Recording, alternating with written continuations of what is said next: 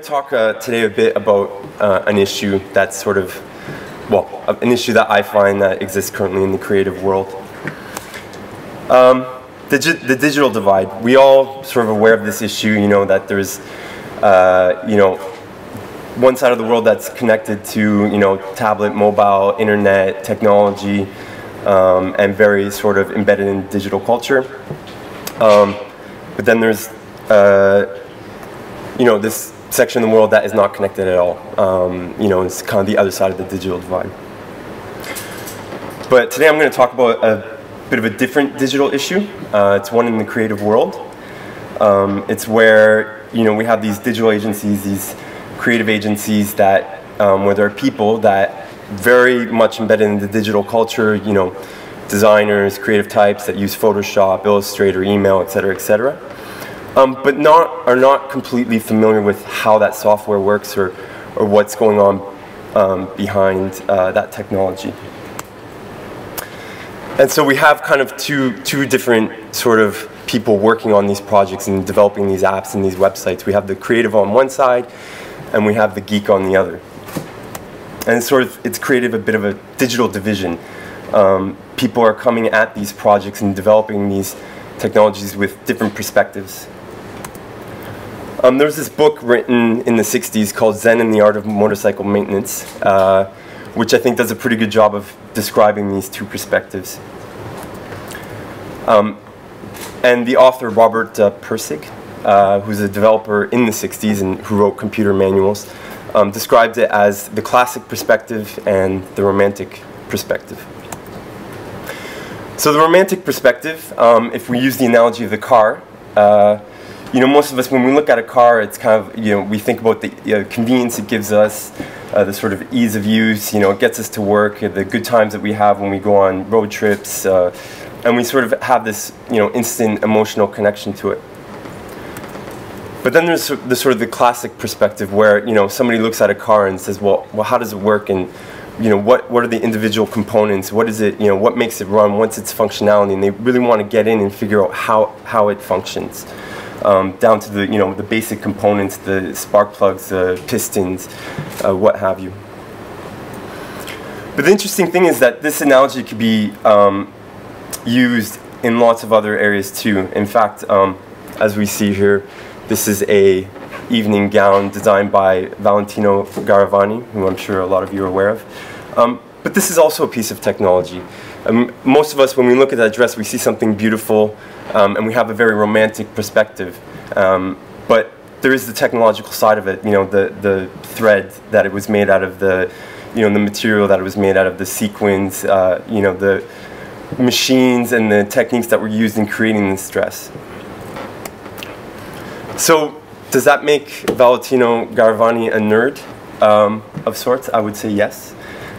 Because even though he has this romantic perspective, he also has the classic perspective where he understands how to make this thing of beauty, but to do so, he has to have a fundamental understanding of the technology behind it. And so this can be applied to a lot of things. You know, there was a point when a typewriter was a piece of technology that few people understood and few people knew how to use. It was intimidating, but it did us a lot of good. Likewise, books. It's hard to think of that now, but it is a piece of technology. There was a moment in history where only few people knew how to read or use a printing press and, you know, decimate information this way.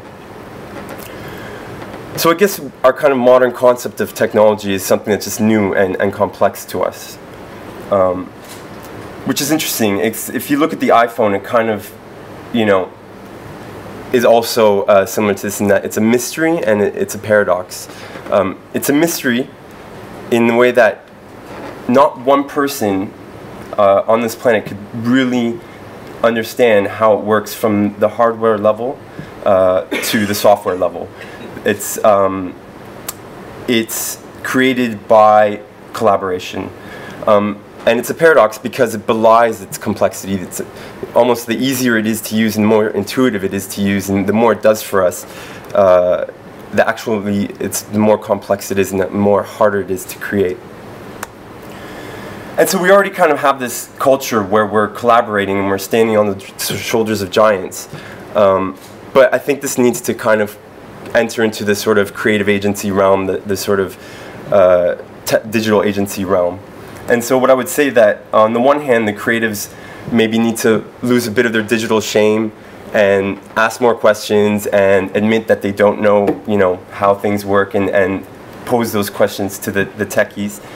And on the other hand, I would say that the sort of the techies and the engineers need to maybe get rid of the bit of the digital ego and admit that even they don't understand how everything works, and be a bit more forthcoming with information and explaining what exactly is their processes. And I think if we can do that, then we can really fully realize the potential of technology and get together and just do more.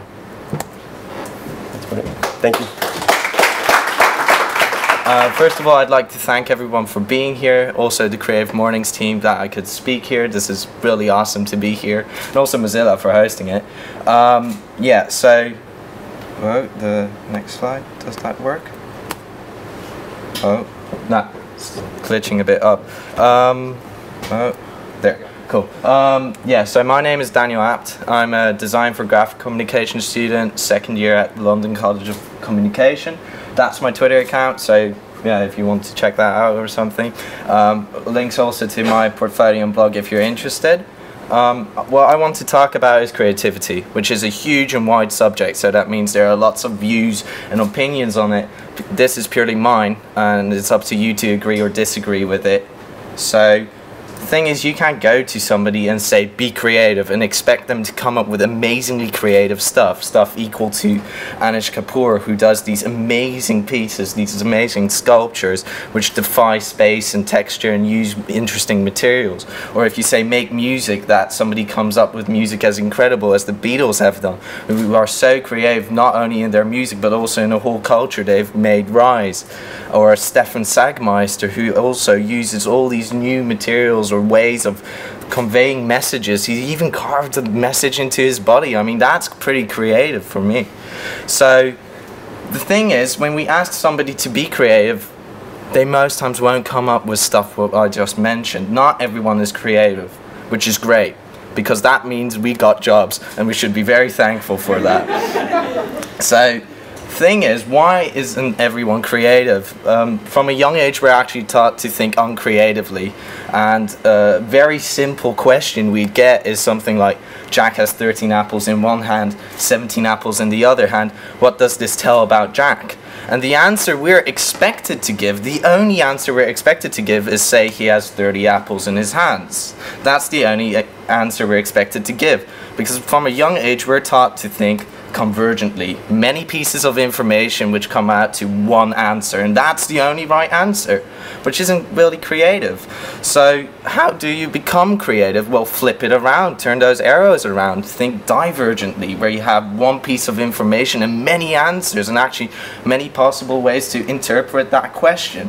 So if we go back to that same question, Jack has 13 apples in one hand, 17 apples in the other hand, what does this tell us about Jack? We suddenly got very different answers. So first of all, 30 apples is a lot of apples. So that could mean he's very hungry, or he really loves apples. Also, why is he carrying different amounts in each hand, 13 and 17? Well, that could mean one hand is bigger than the other. Or it could mean he has OCD. 13 and 17 are prime numbers. Maybe he needs to carry stuff around in prime numbers. The thing is, these are all true answers based on this very simple question. And that is an example of what you can do with divergent thinking. Now, the thing is, most times when we think of a creative brief, we come up with a dominant idea. And that is often dull, because that's what we get with convergent thinking. We get a very dominant idea which came in one go and is pretty boring and dull. And there are ways to break away from it, ways to make us think more divergently.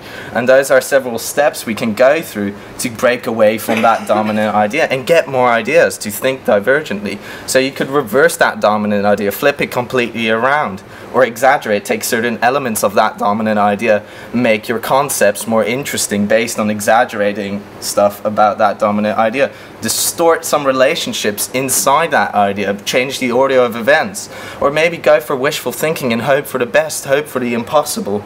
All of that can create very interesting concepts, and when you got all those concepts, you can do more magic with it. You can extract principles out of all those concepts and use those principles in different ideas. Or you could focus on differences between your dominant idea and your concepts, or moment to moment, which is that you'd act out those concepts, and when you act it out, new insights might arise.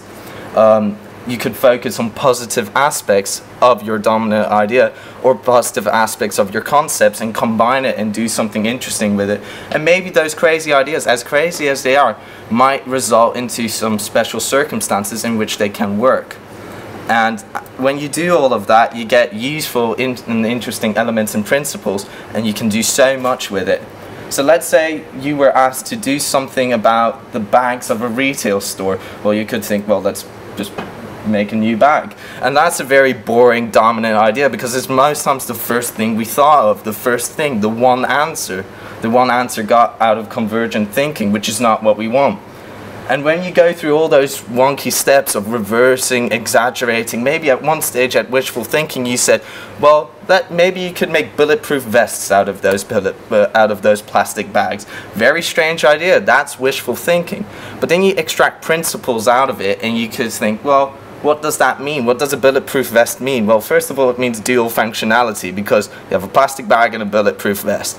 That's already something you could look at. And also a bulletproof vest is protection. And when you take those strange ideas and you get those semi-useful principles out of it, you can start doing something really interesting. You can think, well, protection, maybe something else can protect me, like an umbrella. And hey, that's what's been done. This umbrella can fold up into a bag. And maybe if you manage to figure out a way to also make it able to store the items you buy in a retail store, you could have had one of the most creative bags out there. Now the thing is, I doubt that the Beatles, for example, went through those steps. I don't think, oh, let's reverse our music and we'll get something interesting. So they've been creative in a different way, and that is because they've actually been at the right time at the right place. They were actually part of the psychedelic movement, and that slide is pretty trippy, so I'll go on to the next one. They used a lot of drugs, and Lucy in the Sky with Diamonds is actually an homage to LSD. So yeah, the thing is, we can do it in a different way, because we can't go popping about LSD whenever we get a creative brief. So we need to think of different ways to be creative, and one of these ways is to not sleep. It breaks our regular train of thought and it makes us think all over the place. Another way is to simply get drunk. So both are examples of more legal and accepted ways of getting more creative, or at least preventing us from thinking in a boring way. Now, there's another thing, and that's often classed as a disease or as a problem, and those are people that can't think in a straight line, which are people which have ADD or ADHD. They cannot concentrate in a straight line, and they're actually forced almost to think in a convergent way. They're even given very strong drugs just to try to concentrate them, make them boring. And ADD and ADHD, in a creative context at least, is not a curse, it's a gift, because it makes you think all over the place, and that's where creativity happens, when you connect things which shouldn't be connected, but when they do, there's magic. So I think that brings my talk down to a close. So I'd like to summarize it with: don't sleep, get drunk, and be creative. If the slides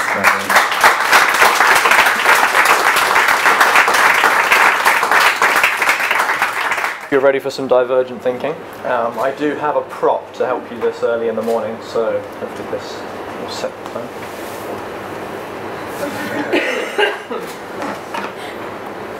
Hello, good evening, and welcome to my zoo. Well, it's not exactly my zoo. It belongs to all of the children that have created the very magical animals that live here. We have all manner of strange beasts, from flying giraffes that can hide anywhere and everywhere, to the stranger time-traveling elements that never forget because they can travel back in time. They're very good at pairs, and I can never seem to beat the time-traveling element in myself.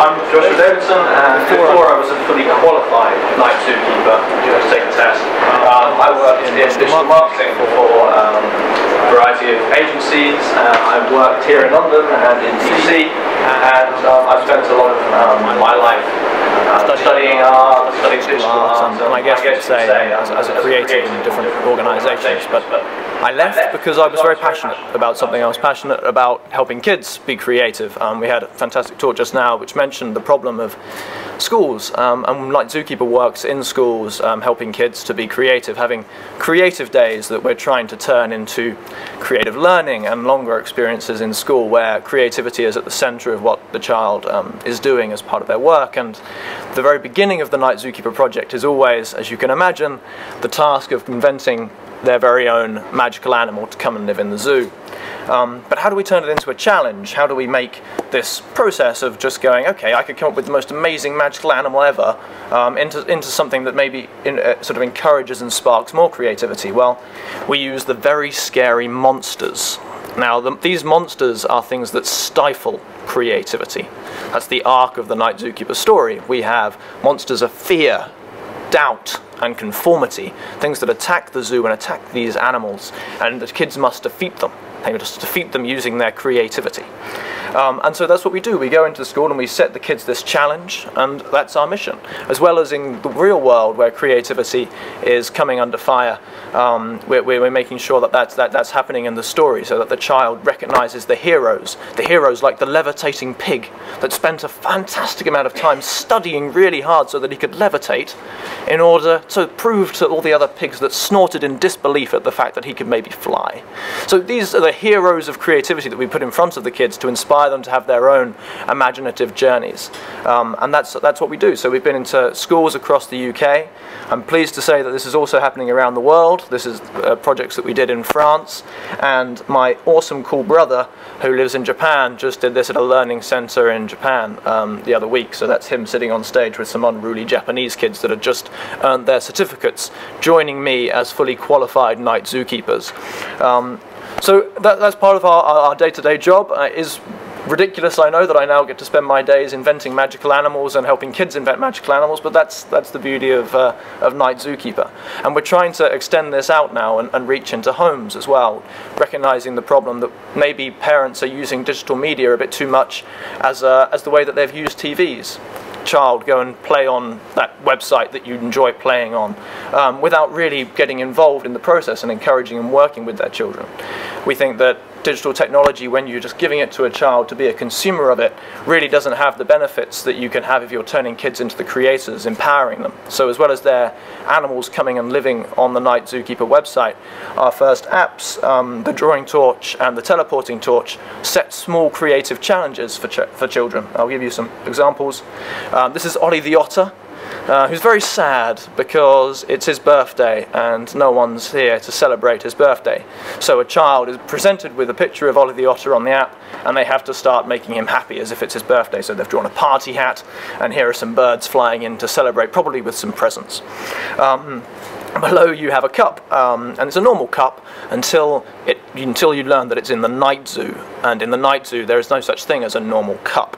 This cup has just fallen into the water, and has, of course, we tell the child, about to transform into a magical underwater animal, and the challenge for the child is to invent their own magical underwater animal and turn the cup into that.